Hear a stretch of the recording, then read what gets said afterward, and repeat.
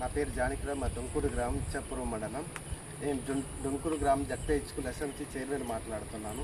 ఈరోజు మెంతు తుఫాన్ కారణంగా వరదలు రావడం వల్ల మా దుంకూరు స్కూల్ అనేది ముంపుకు గురైంది, మునిగిపోవడం జరుగుతుంది.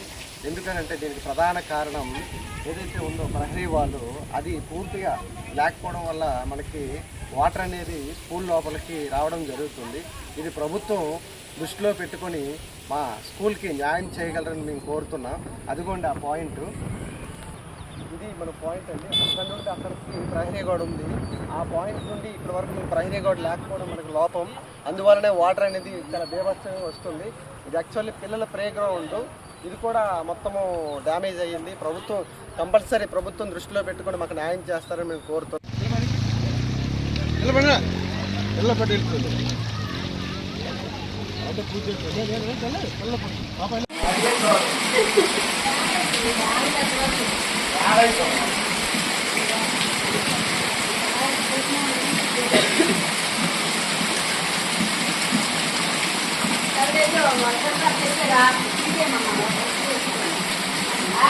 Boleh